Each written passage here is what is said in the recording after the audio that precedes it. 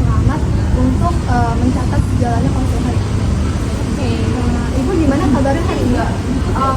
Sebenarnya sekarang nggak apa-apa sih Mbak, tapi kemarin itu sempat saya tuh sempat bengkak Mbak, terus kadang sering capek gitu sih Mbak. Iya. Bengkaknya sejak kapan kalau Udah seminggu ini sih Mbak. Oh, ini saya lihat di rekam medis tekanan darah ibu 135 per 85 mmHg ya. Iya. Itu masih belum termasuk hipertensi kan. Tapi emang udah meningkat sedikit. Jadi ini waktu yang sangat tepat untuk kita kontrol supaya tidak sedih banget. Nah, sebelum kita mulai boleh kasih tahu apa yang paling ibu khawatirkan saat ini?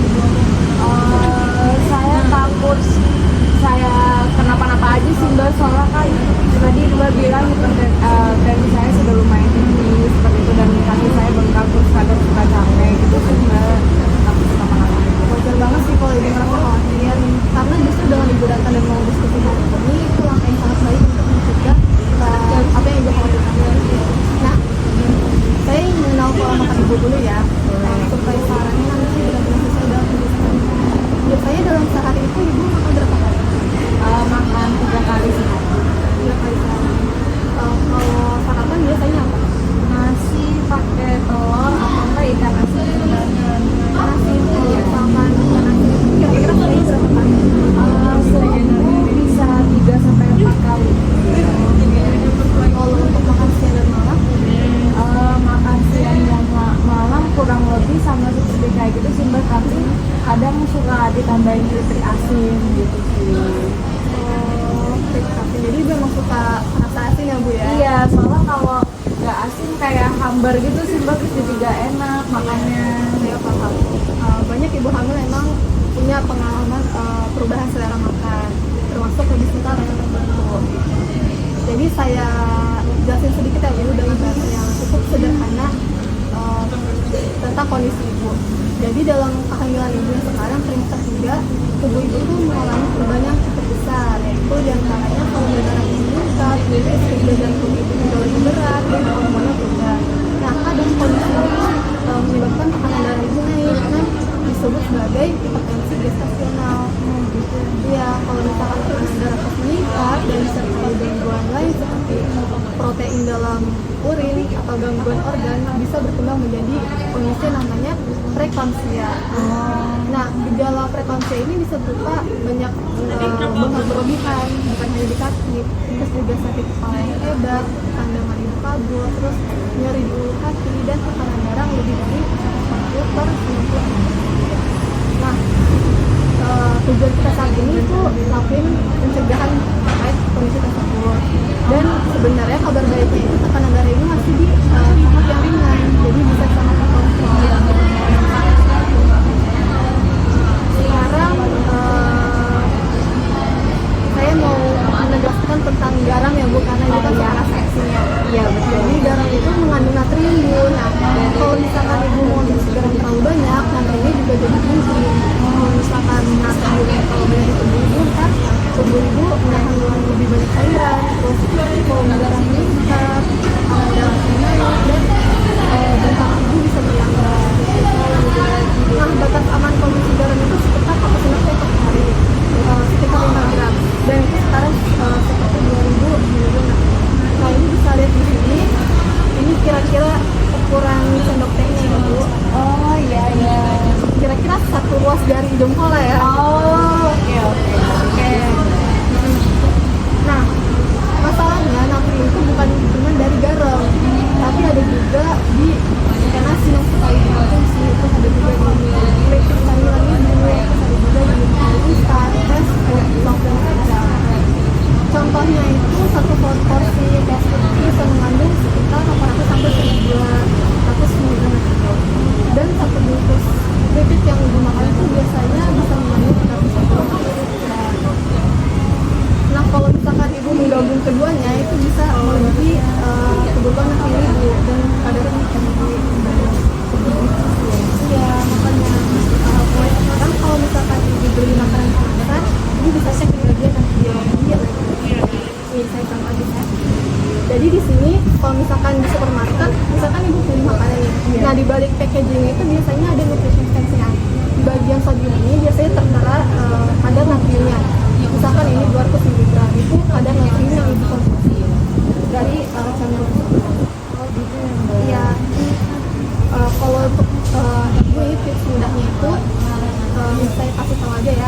kalau misalkan kurang dari 110 miligram itu termasuk rendah antibiot. Kalau itu milik cairan yang 140 sampai 100 miligram itu cenderung sedang deh. Kalau misalkan lebih dari itu termasuk tinggi. Dan ibu juga harus coba lihat jumlah sajian perkemasannya karena kadang-kadang satu bungkus bisa buat 2 bungkus. Nah, di sini saya sebenarnya udah ngelarang total ya Bu. Cuman karena perubahan drastis nanti bisa justru kan kalau misalkan sudah berhenti asin. Jadi kita mulai secara bertahap aja. Nah, kalau dari semua makanan asin tadi, menurut Anda paling sulit dibilangnya apa? Keripik asin sih Mbak, soalnya itu kan setiap hari makannya ada keripik asinnya gitu. Oke, kita coba buat target dulu ya. Ini target minggu pertama yang bisa saya berikan itu keripik saya maksimalin untuk ibu tujuan itu dosnya maksimal 3 kali seminggu. Nah, untuk ikan asin maksimal 4 kali seminggu dan dosanya sekali per minggu. Kalau misalkan ibu masih pengen nyemil tapi nggak boleh lebih dari maksimal itu, ibu bisa ganti dengan konsumsi buah kacang, terus yogurt plain atau kacang panggang tanpa garam atau ubi kukus tanpa panggang, juga bisa cocktail samit tanpa garam. Nah, ibu memasak dari Iya, biasanya saya yang masak. oke, kalau misalkan ibu memasak, tips dari saya kurangi garam saat memasak. Dan bisa juga ditambahin dengan bawang putih, bawang merah, jahe, kunyit, dan jeruk, serai atau serai. Tujuannya itu untuk menambah rasa gurih tanpa harus menambahkan garam. Nah, selain garam, ada nutrisi penting lain yaitu kalsium. Jadi kebutuhan ibu itu sekitar 1000 sampai 1200 mg per hari. Sumber kalsium itu bisa dari susunya lemak, terus yogurt, tahu tempe, dan ikan berkurang. Saya tanya dulu ke ibu bersedia nggak kalau misalkan mulai konsumsi 1 gelas per hari? Oh iya, bisa dia. Bagus. Nah, selain pola makan, ibu harus minum air putih minimal 8 gelas per hari. Terus ibu juga harus istirahat cukup dan hindari stres berlebihan. Terus kalau misalkan lagi duduk, ibu bisa mendidikkan hati biar membantu meredakan lemaknya. Dan ibu juga harus kontrol tekanan darah. Kontrol tubuh. Oke, kalau misalkan saya tanya tentang keyakinan ibu nih ya dalam menjalankan rencana kita tadi, kalau saya kasih nilai 1 sampai 10, kira-kira ibu pilih di angka berapa? Saya pilih di angka 7 sih Mbak, soalnya saya siap gak siap gitu Mbak untuk berubah. Soalnya di rumah saya tuh saya kan tinggal sama suami sama anak pertama saya ya Mbak. Terus itu tuh mereka berdua tuh suka banget makan asin. Oh iya. Iya, jadi suami saya itu sering banget beli keripik asin kayak basreng, terus ya kayak keripik kaca itu loh Yang Mbak. sering dibeli di online gitu Iya, ya? yang di Shopee itu pasti kalau ada yang diskon dia beli. Sih. Iya, terus anak saya pulang sekolah dia pasti beli jajanan asin dulu terus dibawa pulang juga. Iya, suka ikut ngirim. Iya, soalnya dia kan belinya pasti yang banyak gede gitu kan, dia pasti gak habis sendiri. Jadi itu anak saya yang pertama itu juga pinter Mbak, jadi semua makanannya tuh harus asin, nanti tuh gak bakal makan. Oh, ibu pernah coba kasih yang agak hambar gitu? Dia gak suka gitu Mbak, jadi semuanya itu satu rumah saya tuh jadi sukanya makan asin aja gitu Mbak. Jadi susah ya kalau misalkan harus mengurangi garam. Iya. Mungkin ibu bisa coba bertahan gitu kali, kayak misalkan awalnya setengah tempe jadi seperempat, seperlapan gitu. Oh iya, dikit-dikit Iya, gitu ya Mbak. Jadi suami dan anak ibu betul-betul terbiasa. Nah, kalau misalkan suami ibu dan anak ibu juga sering makan asin, itu juga sebenarnya berbahaya buat mereka karena ya asin itu kan berkaitan erat sama hipertensi tadi Iya, ya. kalau suami saya bawa ke sini aja gimana Mbak? Oh boleh Mbak. Iya. Biar saya juga bisa edukasi gitu. Iya, soalnya di mana-mana kan kalau makan sesuatu kelebihan kan pasti gak sehat ya Mbak. Terus suami saya tuh juga kadang gak mau dengerin saya, keras kepala banget Mbak. Mungkin ya. Iya, Mbak kan ahli gizi, jadi mungkin kalau saya bawa ke sini dia bakal dengerin Mbak. Insya Allah ya bisa Iya, dipercaya. semoga. Nah, selain suami dan anak, mungkin ada lingkungan lainnya yang mempengaruhi ibu dan menyulitkan ibu tetangga gitu. Mbak, tapi kalau misalnya makan sama keluarga besar gitu, keluar rumah makan-makan itu kan pasti makanannya asin-asin ya Mbak. Kalau keluar gitu, kalau bukan masak sendiri kan nggak bisa ngatur ya Mbak. Jadi mungkin agak susahnya gitu sih Mbak kalau lagi pergi gitu. Terus ibunya ini ibu rumah tangga atau pekerja kantoran gitu? Aku sekarang udah ibu rumah tangga sih Mbak, soalnya kan udah hamil 32 bulan nih, jadi pastinya di rumah sih Mbak. Nah biasanya tuh kalau ibu rumah tangga kan suka ada arisan gitu ya Mbak? Sama Iya, pengajian. iya. Nah itu juga asin-asin atau gimana? Iya, kalau arisan itu biasanya cemilannya asin-asin Mbak. Oh, gitu. Tapi ada yang manis-manis itu sih, tapi saya kurang suka. Kalau kastengel, nastar gitu saya kurang suka. Oke. Kalau misalkan tadi kan suami ibu suka garam juga kan? Iya. Dan anak ibu pikiran kalau misalkan dikurangi bertahap. Tapi kira-kira mereka bakal menolak rencana ibu ini kan? Atau misalnya mereka mau coba nurut ke ibu? Mungkin kalau sedikit demi sedikit mungkin bisa ya Mbak. Jadi kayak yang tadi Mbak udah sarankan juga dikurangin dikit-dikit, mungkin mereka nggak bakal nyadar gitu sih Mbak. Iya. Kalau dikit-dikit. Biar terbiasa gitu ya. Iya. dengan mereka.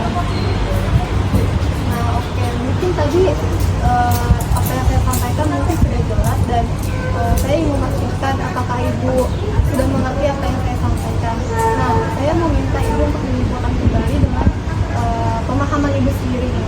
Misalnya kayak kenapa kita perlu mengurangi garam, terus target perubahan ibu dalam 2 minggu ini apa gitu. Oke, tadi Mbaknya bilang kalau kalau garam itu nama lainnya itu natrium ya Mbak. Iya, Ya. benar. Jadi kalau kebanyakan natrium itu bisa jadinya tuh saya bisa sampai hipertensi, dan saya ini sekarang udah resiko hipertensi ya Mbak. Berarti juga nggak baik buat Bagi saya juga yang bisa nanti akhirnya bisa yang penyakit preeklamsia ya. Itu jadi saya perlu mengurangi garam, terus kan saya sering makan ikan asin, titik asin, itu harus dikurangin dari yang kayak 3 sampai 4 kali seminggu itu bisa jadi 2 atau sekali seminggu. Sama tadi Mbak juga karena untuk perkembangan bayi ya saya harus meningkatkan kalsium, itu bisa dari susu. Nah itu susu bisa sekali sehari, sama kalau pengen cemilan lain bisa cemilan kayak yogurt 2 potong gitu ya. sama kalau dimasak bisa tambahin rempah-rempah biar lebih gurih lagi. Oh iya.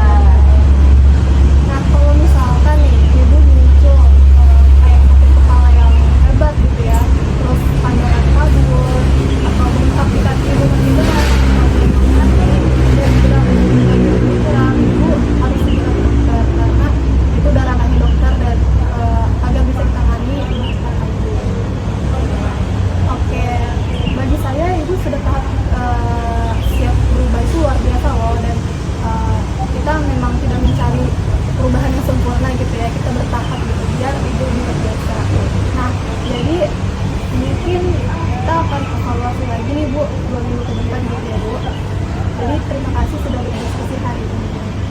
Nanti saya bisa hubungin Mbak Dea lagi kalau akan kembali lagi. Iya boleh. Oh, iya. Mungkin ajak suami ibu juga ke sini. Oh iya, saya nanti bawa suami saya, bawa anak pertama Anak saya juga boleh. juga ya. Anak kedua juga boleh. Lo belum lahir? Ya. Iya, masih di sini ya. Oke, makasih banyak ya Mbak Iya. Dea. Sampai jumpa 2 minggu lagi. Iya 2 minggu. Oh, ya. Terima kasih Mbak Dea. Iya, selamat pagi.